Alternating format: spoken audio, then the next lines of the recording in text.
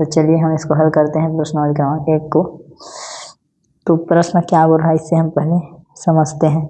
तो बोलता है यदि किसी आयत, ठीक है, यदि किसी आयत का क्षेत्रफल 45x² प्लस 30x वर्ग मीटर तथा उसकी चौड़ाई 15x मीटर है तो लंबाई क्या होगी। ठीक है, क्या पूछा हमें, आयत की लंबाई क्या होगी। ठीक है, और आयत का क्षेत्रफल दिया है और चौड़ाई भी दिया है।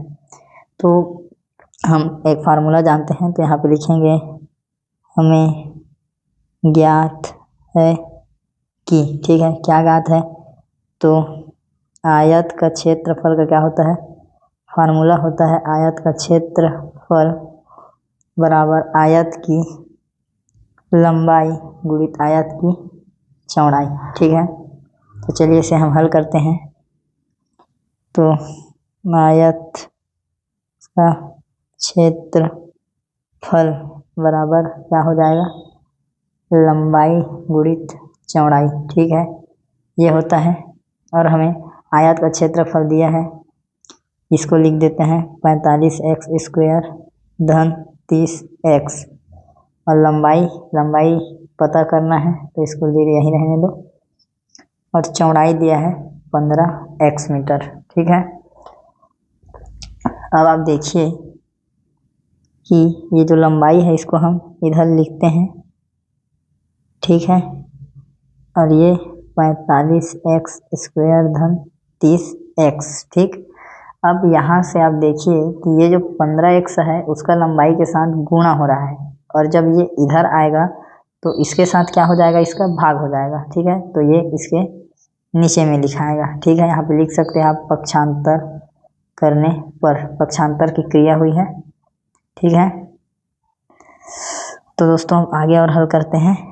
तो यहाँ पे लिखते हैं लंबाई बराबर, ठीक है, तो इसको पहले तोड़ के लिखते हैं। ये कैसे लिखा जाएगा, 45x² को 15x गुणित 3x, और इसको 15x गुणित 2, इस प्रकार से हम तोड़ सकते हैं। और नीचे क्या है, ये 15x। ठीक है, अब क्या हो जाएगा, लंबाई, ये यहाँ से 15x और यहाँ से 15x क्या हो जाएगा, बाहर आ जाएगा, कॉमन ले लेंगे। ठीक है, 15x कॉमन, तो अंदर क्या बचा, 3x धन 2। ठीक है, और नीचे क्या है, 15x, तो ऊपर और नीचे जब 15x है तो ये कट गए आपस में। ठीक है, इस प्रकार से, और हमें लंबाई क्या मिल गई, यहाँ लिख देते हैं आयत की लंबाई, क्या बच गया यहाँ पे, 3x + 2 मीटर। ठीक, ये क्या है आपका आंसर। तो इस प्रकार से दोस्तों इसका हल हुआ। तो बहुत ही आसान है। सबसे पहले हमें ये फार्मूला को याद रखना है कि आयत का फार्मूला इस प्रकार होता है। इस फार्मूला में मान रखते हुए हल करेंगे तो ये हमारा क्या आ जाएगा, उत्तर आ जाएगा। ठीक है दोस्तों, थैंक यू देखने के लिए वीडियो को। मिलते हैं अगले वीडियो में, तब तक के लिए जय हिंद, वंदे मातरम।